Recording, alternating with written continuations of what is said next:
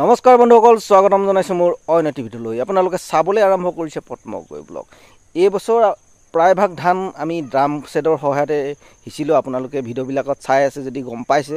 আৰু এডোখৰ মাটি আমি মানে ড্ৰাম ছেট চলাব নোৱাৰিলোঁ। সেয়া হৈছে মোৰ সম্বন্ধত ভনী জোঁৱাই দেওধাই গাঁৱৰ উৎপল বৰগোহাঁই। তেখেতৰ ঘৰত মানে এডোখৰ মাটি আমি ড্ৰাম ছেটটো চলাব নোৱাৰিলোঁ।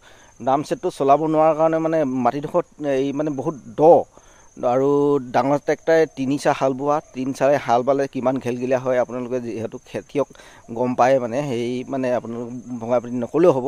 সেইকাৰণে মানে ড্ৰাম ছেটৰ চকাকেইটা সৰু চকাকেইটা পূৰা সোমাই যায় আৰু মানুহজনে মানে টানিবলৈ বহুত কষ্ট। সেইকাৰণে মানে ড্ৰাম ছেটৰ মানে জৰিয়তে আমি নিসিঁচিলোঁ তাত।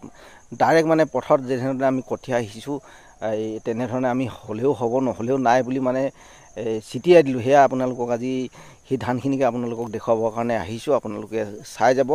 আৰু এইকাৰণে আপোনালোকক মানে ভিডিঅ'বিলাক দি আছোঁ যাতে কম খৰচতে খেতি কৰি আপোনালোকেও মানে স্বাৱলম্বী হ'ব পাৰে বুলি ভাবিহে মানে আপোনালোকৰ কাৰণে এইবিলাক ভিডিঅ' দেখুৱাই আছোঁ। আৰু বেলেগকৈ নাভাবিব এই অকল ধানকে দেখুৱাই আছে বুলি।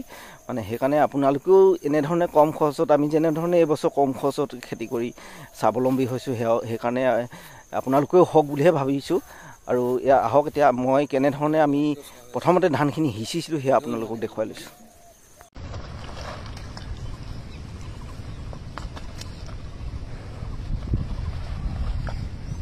যাব না?